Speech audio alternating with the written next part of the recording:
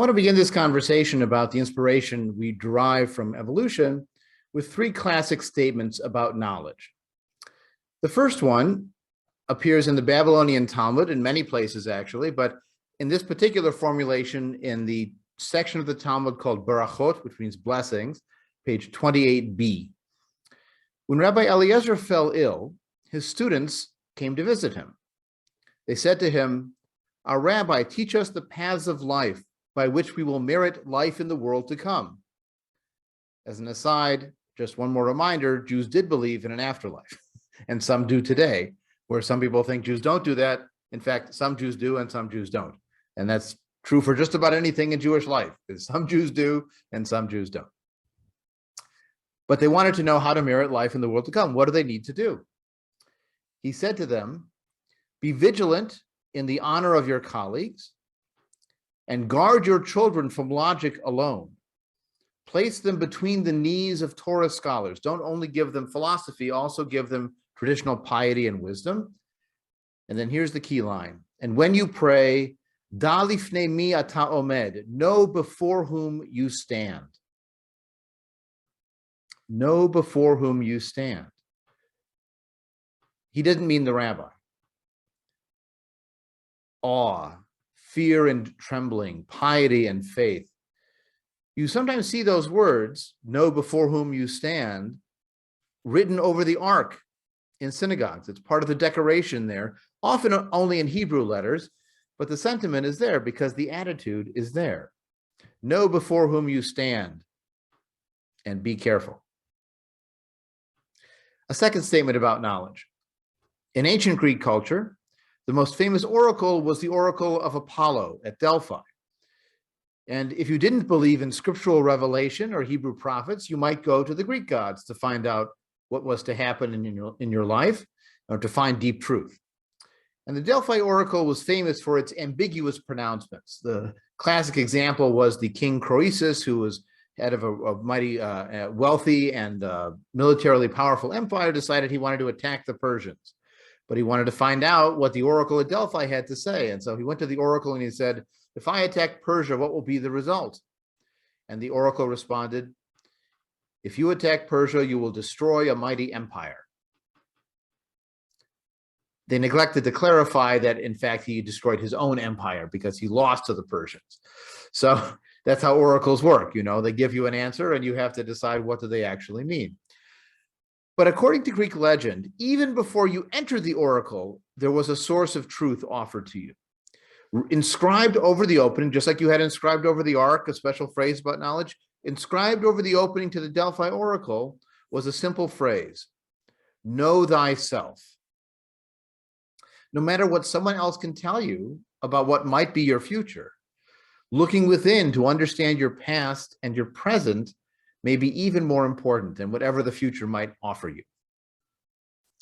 So, know before whom you stand is one approach, know yourself is another. Here's a third. In 1784, at an early point in the European Enlightenment, and well into the European scientific revolution, a German philosopher named Immanuel Kant tried to define the spirit of the age. He wrote a short essay. In German, it was titled "Was ist Aufklärung?" What is enlightenment? And he summed it up in a short phrase. In Latin, it was sapere aude, which means dare to know. In some ways, the opposite. Know before whom you stand, accept the authority. Dare to know, ask the questions, discover for yourself. Don't only rely on inherited tradition, explore and learn. Now, when Charles Darwin began to formulate the theory of evolution in the 1830s, he was the heir to all three of those traditions of knowledge. In fact, he had studied for a short time to become an Anglican priest, and that was part of his religious training growing up. He realized he wasn't a good fit for a priest and left that study and became a scientist, which he had had an interest in his whole life. But he knew that attitude of know before whom you stand, accept the conventional wisdom, accept religious tradition about the natural world and about everything else. Yet as a scientist, Darwin was driven by the spirit of dare to know. Go out on a boat all the way to the Galapagos Islands, collect evidence, follow where it might lead. The challenge was that even early in his studies of the origins of species, he saw the writing on the wall, and he knew that his theory of evolution would not only apply to finches and to tortoises. It might well apply to human beings too. Would he then have the courage to connect the dots in public and realize that evolution would ultimately be the key to know thyself? The Origin of Species was not published until 1859. His voyages on the Beagles were around 1836. So he sat in it for 20 years. And The Descent of Man, explicitly connecting evolution to human beings, didn't get published until 1871. He waited another 12 years after The Origin of Species. Now, Darwin was not the only one to come up with this idea, and he wasn't the only one to further this idea. He was one of many naturalists contributing to the growing theory of evolution that we are the heirs to today. There were some naturalists who connected human anatomy and ape anatomy and were able to see the parallels. Or they observed natural selection at work in many other environments.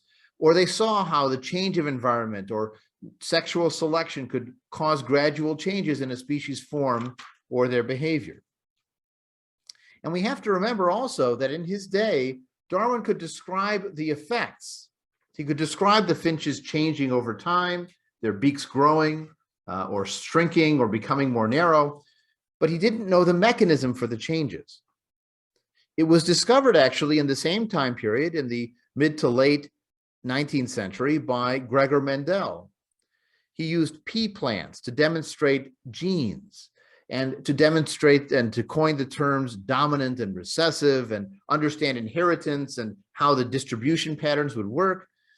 He didn't quite understand crossing over and recombination, which we now know more about, but he opened the door to learning about the mechanism. And when you combine Mendel's genetics and Darwin's natural selection and today's advances in studying DNA, now we really know ourselves in a way that even Darwin didn't. But certainly the Oracle at Delphi or the rabbis in the Talmud had no way of knowing.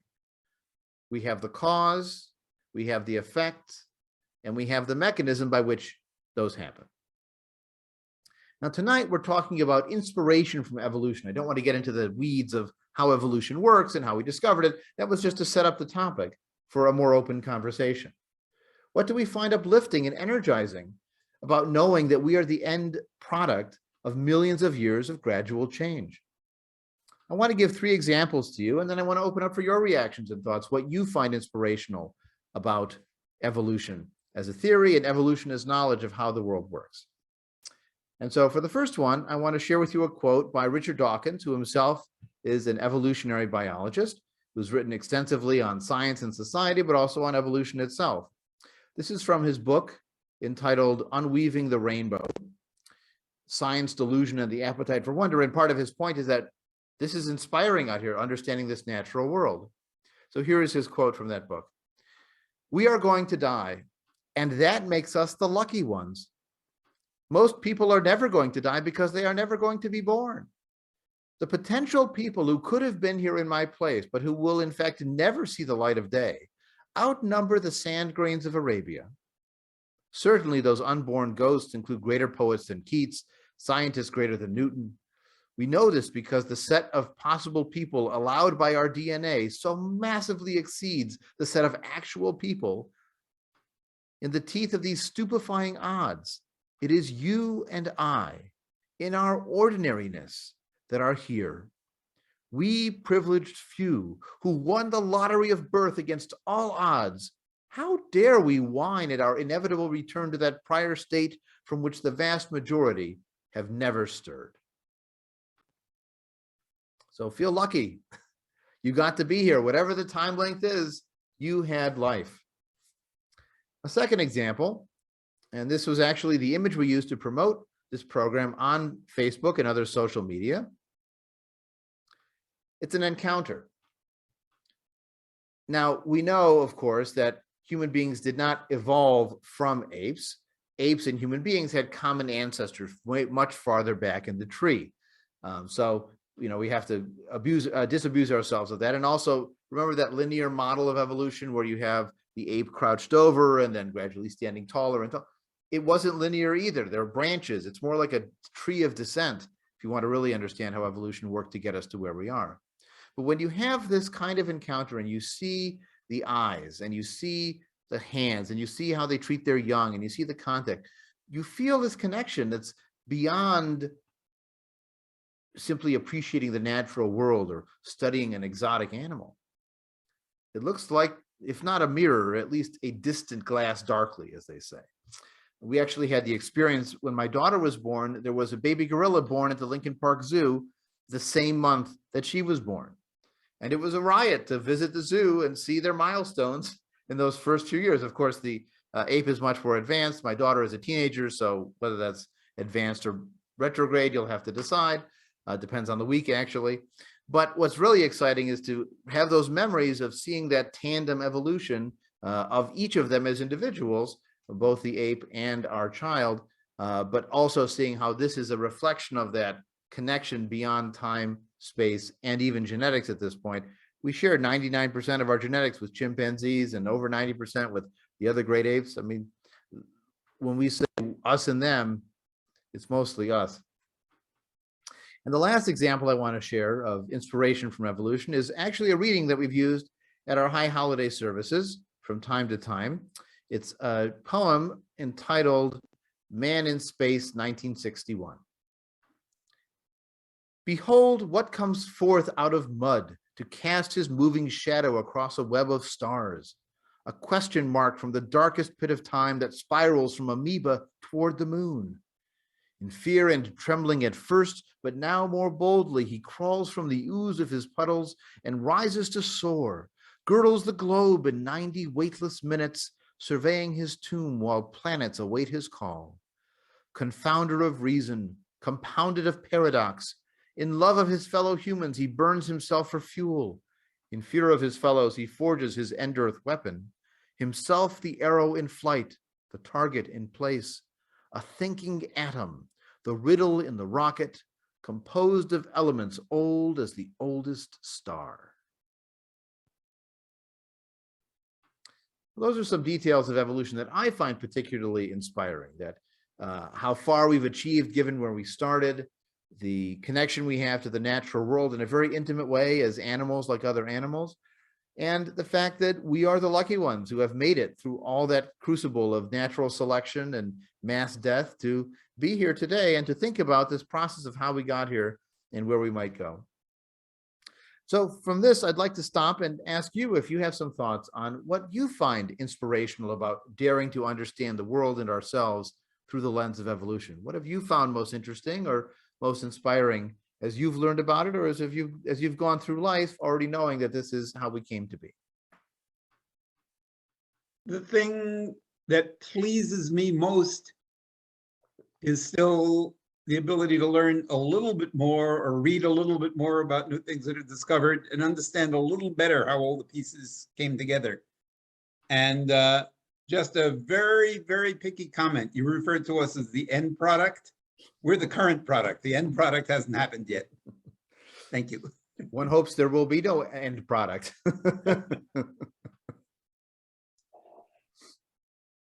I look at it from a different point of view. As a linguist, I look at the history of people through language, and obviously through travel. We've traveled almost all the continents, and language evolution and where it comes from, and all of that, I think is more interesting to me because of my career as a foreign language teacher. Very different. Well, evolution is a model for culture, right? Mm-hmm. Culture changes over time. It's influenced by its environment. It has cross-fertilization and connection with other cultures. In terms of studying Jewish culture, we love the idea that Jewish culture has evolved over time and changed. It gives us the ability to make our own changes in our own time so that it more reflects our values in our environment. And it also, by the way, provides a justification for diversity. You know, if you have one kind of a species that only lives in one kind of environment, it's at risk. It's going to be very difficult for that to last. But if you have a diversity of your species in different circumstances, different kinds will thrive. And so for Jewish life, if we draw that lesson from evolution, imagining only one kind of Judaism to be successful going forward is not how life works. If we're a living culture, we will change and we will be diverse, and that's good for our long-term thriving. Cindy had her hand up. For me, I find it encouraging that on one hand, little changes will kind of add up to big changes over time. You know, we didn't go from being, you know, water dwelling, you know, unicellular things to legged creatures overnight. But at the same time, it also kind of takes some of the pressure off, because there's so little that we can control. I mean, yeah, now we've got CRISPR technology, but it's obscenely expensive to use, and I don't see it being scalable anytime soon. So, I mean, we do the best that we can, but in the end, there's still an awful lot of chance and things that we can't control and can't lose so much sleep over, and just kind of be overwhelmed by the pressure to be in control of the situation. Absolutely. Wonderful. I love that idea that small changes matter if you add them up and you do it over time, and you do it in many ways. I mean, that's how we can change the world, in that, old Jewish idea of tikkun olam. But even more practically, if we have change we want to see, if we make small changes and we get others to make small changes, that can produce a kind of cultural, political, social evolution in the same kind of model. Now, Alan, Irene had something to add. Yeah, I was going to say that even though we can look at the progress we made, last 50 to 100 years, you also have to look at how this evolution has been distorted really after Darwin published his stuff. You really start looking at the evolution of people, and certain people were considered inferior, like Jews. And really, you see the big rise of anti-Semitism really right after Darwin published his stuff. And also, Darwin became a proponent of social Darwinism, that if you were poor... Well, he didn't. People used his theory in that way. Right. Yeah. Social Darwinism was the idea that if you're on top, you deserve to be, because obviously it just happened by the invisible hand. And there you go. Absolutely. I mean, Darwinism and evolution has been not just used to understand the world, but trying to project forward or to divide people. Whether it was racial theory in the late 19th century that creates a new kind of anti-Jewish sentiment that actually calls itself anti-Semitism. Before, it was more religious based and not as racially based in most cases. It leads to also oppression of other races around the world. And most importantly, the disabled were treated very poorly. There were people excluded from America because they were thought to be genetically unfit. Forced sterilization. I mean, the list goes on because of the desire to keep the gene pool clean. And that's a misuse of Darwin, but we have to understand that any tool can be used to help or to hurt. A hammer can beat metal into shape or beat somebody's head into a flat piece. And we are the ones wielding the tool. Another one that jumps out at me is it gets us off our high horse as human beings. If you read Genesis, we're in charge of everything. And we're nothing like those animals. We were made totally separately if you read Genesis chapter 2. And even Genesis chapter 1, we're made at the end. We are the end product, according to Genesis chapter 1, because we're the pinnacle. And that's when God says it is very good after humanity is made. Well, we're not in charge of everything. And we don't have dominion over anything and everything to use whatever way we want. We are an animal like other animals. We're dependent on our environment like other animals, and that takes us off our high horse a little bit. On the other side, however, I think we have broken evolution in some ways. I mean, I use these glasses, make sure I don't get run over by vehicles. I can see things. I can understand things. I had vaccinations when I was younger. Those have saved billions of lives. Our evolution is not as purely naturally driven these days. There are still recessive genes that are selected against, because if they produce a child that's sterile or that dies before they're able to have children, that it reduces the prevalence of that gene. But in many ways, we have changed the math of natural selection. It's much more social selection and cultural selection. I remember one anthropologist was asked, what's the beginning of civilization? And she said, it's the first time you see a healed broken leg. Because it meant that somebody was unable to fend for themselves, and someone else in their social group fed them enough, helped them enough that they were able to heal and over time and then resume their lives. So seeing an old healed bone was a big step forward. And again, that's changing evolution in a meaningful way through culture and society. Any other thoughts on inspiration? I have one last one. Remember that old question, where do I come from? Who am I? What's it all about? Well, we don't have all the answers yet. We don't know what every gene stands for, and I don't know that we would want to know what every gene causes in our lives. We know more than we did before, for sure. But we do know where we came from. We came from this world. It was not a God forming us from the dust of the ground and breathing the breath of life into our nostrils. It was a long process of trial and error, of suffering and success, of death and development that ultimately created the environments that led for our species to grow and to thrive. And evolution is the exciting discovery of that story, which is our story.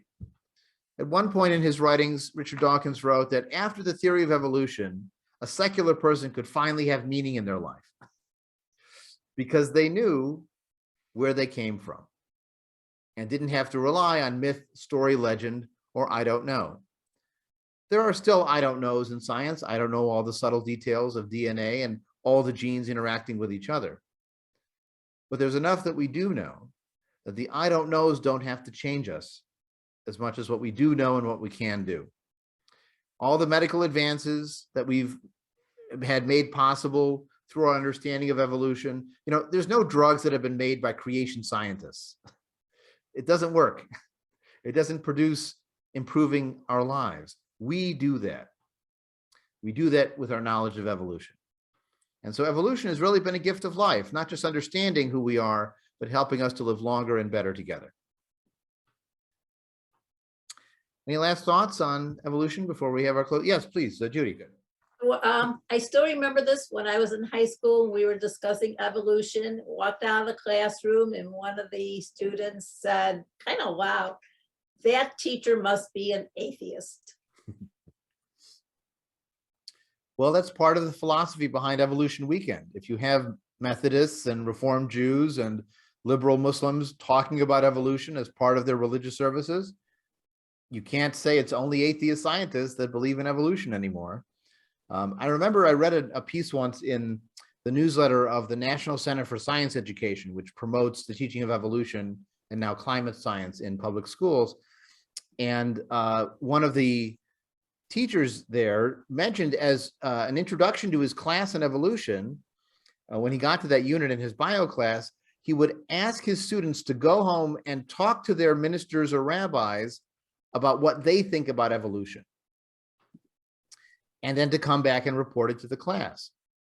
And what invariably happened every year was there was a range of opinions where some of the ministers were rejectionists and God's word and, creation in 6 days, but other ministers were accommodating or believed God guided evolution in sort of a, hands-off, pull the strings kind of way. And others said Genesis is an allegory and evolution is what really happened. After all, the Catholic Church supports the teaching of evolution as fact, and has done so for many years at this point. And the teacher's point to his class was that it's not science versus religion. It's different religions versus different religions on how they understand what science has to teach. So even if some of the kids came back with their minister telling them the teacher was wrong, the end result was them seeing that it wasn't God versus Darwin. It was Darwin as the facts and different people trying to harmonize that with their religion in different ways.